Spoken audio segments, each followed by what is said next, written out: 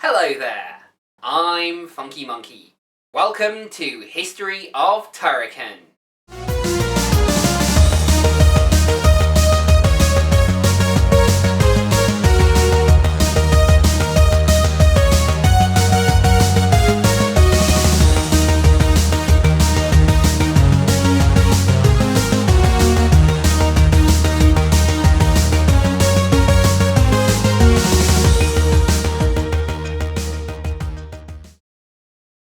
Now, when we left off last time, we'd just come up to the year 1990.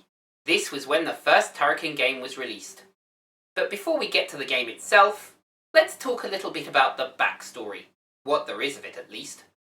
The game takes place on the world of Alterra, a former human colony turned into a nightmare by rogue AI, the Multiple Organism Unit Link, or Morgul for short. The colonists engineered a final weapon, the advanced robotic suit called Turrican.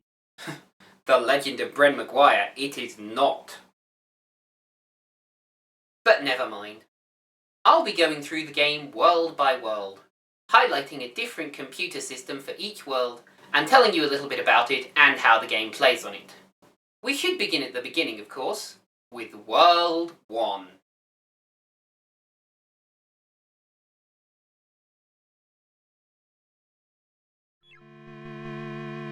This is where you begin, finding yourself on a rock and negotiating walkers, radar posts, mushroom drones, bats, and spikes, as well as the occasional giant fist or lemon-throwing mothership. Luckily for you, an unknown benefactor has hidden blocks in the landscape that contain all you need to power up your suit and take the fight to the monstrous Morgul. World 1 has many secret caverns filled with goodies and extras, but there is often only one way to the all-important exit, and beware, the clock is always ticking. The score, composed by Chris Hulsbeck, is, in my own opinion, driving and urgent, while also evocative of the sparseness of the environment. It carries over quite well in most of the ports where it's used, but we'll get to that later.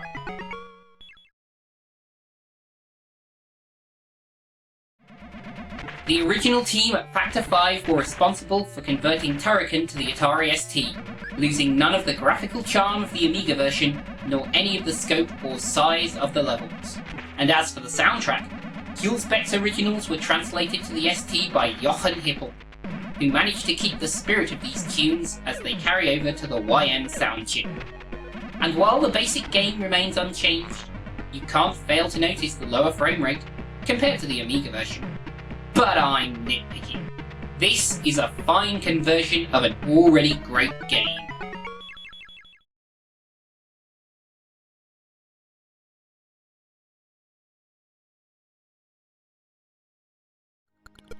Inside the sewer tunnels of Morgul's complex, gun emplacements, compactor teeth, spiky balls, and flying wall blocks all want to stop you from getting any further.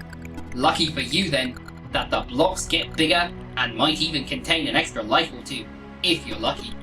Then again, you will have to do battle with a giant fish and a very nasty looking trash compactor before this world is behind you.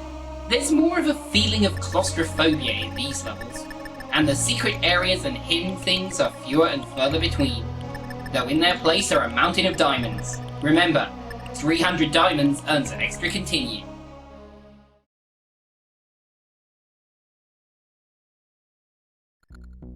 Ported to the Spectrum by Probe Design, this version of Turrican is both a good and bad thing. On one hand, this game is nothing short of a technological miracle, and a real slap in the face to C64 owners who boasted that Turrican would never work on the humble Specky. The game loses none of its scope or ambition in the transition, and while some of the graphics are blocky, the main character is animated well. On the other hand, some of the graphics are blocky, the game is nowhere near as smooth as on the C64, and slowdown occasionally comes into play. And while nobody expected the game to have a full soundtrack, being that the Specky wasn't really built for it, none of Hulsbeck's score makes the leap, and the sound effects themselves are hardly indicative, being weedy little beeps and boops for the most part. We're even left devoid of a main title theme. And yet, the team at Probe captured the soul of Turrican.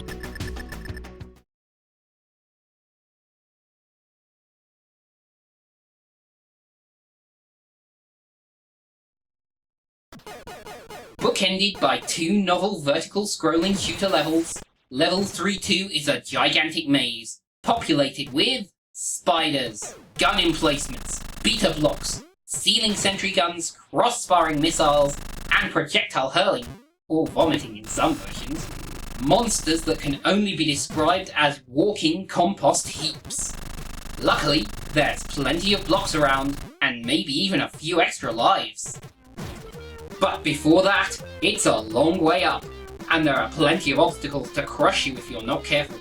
Hope is at hand though, as the sliders on the rails give out power-ups, and have been known to drop extra lives. And I do mean drop. You've got to be quick to catch them. And after the confusion of 3-2, there's a long drop ahead of you. Fortunately, your jetpack kicks in to guide you gently to the bottom of the shaft. But not before you face down killer flying stars.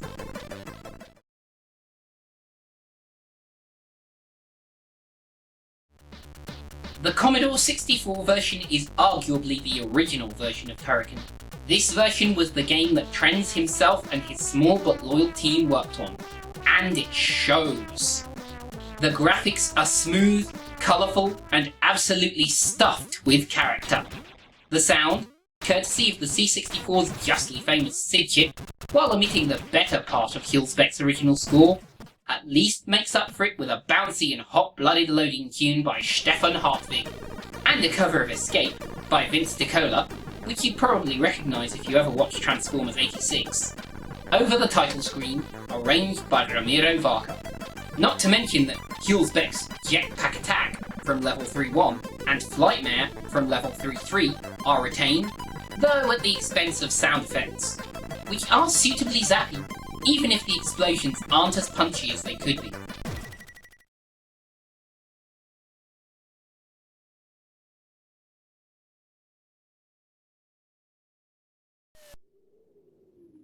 A dilapidated world of spiders, doubling bats, giant protozoa, and other seemingly primal horrors.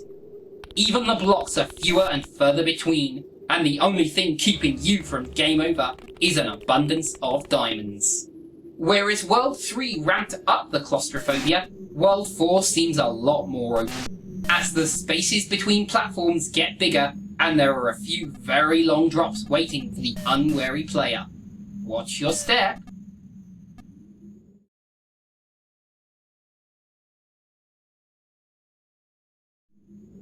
Another Probe Design port, this version is less impressive, even though the graphics are more colourful than the Speckies, and the sound beats the Spectrum's beeps and boops with crashier explosions and punchier weapon sounds. So why is it less impressive? Because it's still nowhere near as smooth as the C64 version, and again, lacks music entirely. It is, however, still Turrican, and considering that it could have been so much worse, it's a fine conversion, retaining the all-important soul of Turrican.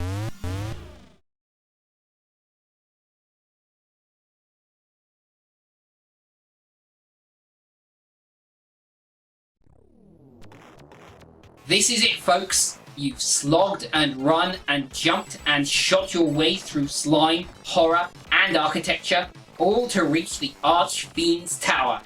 But if you think it's all downhill from here, you're sadly mistaken, because the final two levels of the game feature gun emplacements, compost heap monsters, mushroom drones, a blind maze, and a lot of jumping.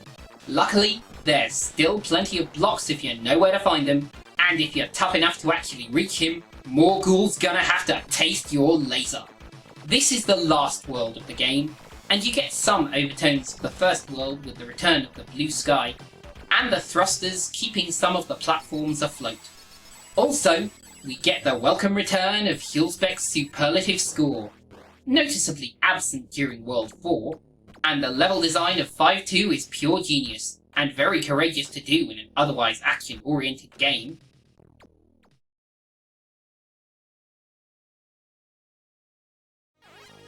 The Commodore Amiga version of Turrican can be called the definitive 16-bit version, because Factor 5's development was closely tied to the development of Trends' own Commodore 64 version. The graphics are smooth, colourful, and brimming with character. This is also where the power of the Amiga's sound processor, codenamed Paula, can be demonstrated, as Hulsbeck squeezes every last drop out of the 4 channels. From the bit-pop homage of 1-1's Mountain Madness to the grunting Glamask jetpack attack from level 3-1. Not to mention the tension-building boss themes. In fact, the only real complaint I have about this soundtrack is that the electric guitar sample used is far from the best. But this is nitpicking. This is a solid foundation for a legendary franchise. And that's it, isn't it? Well, actually, not quite. You see, after the success of the home computer formats, Accolade, under the Ballistic label, released a port of Turrican on console by a team called the Code Monkeys. Let's take a look at their efforts.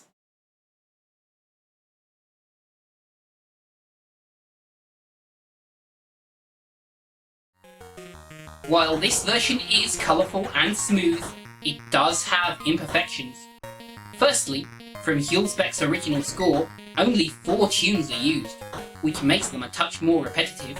Secondly, the Run button, a start button by any other name, activates a switcher between the grenade and powerline weapons, which takes a lot of getting used to if you're more familiar with the home computer versions. Despite these issues, the Code Monkeys have managed a fair PC Engine port, at least in my opinion.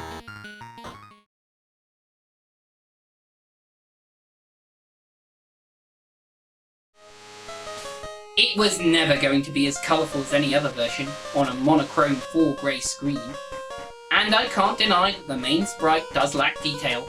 However, despite also having the start button switcher, and again only using 1 tune from each world, this version still impresses for cramming the sheer scope of Turrican into a pocket-sized cartridge.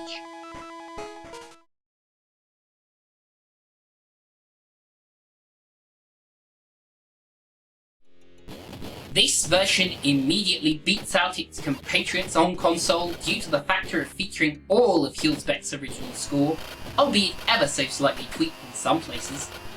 And while it still has the switcher, the control setup is a lot cleaner on a 3-button joypad. And that's the lot.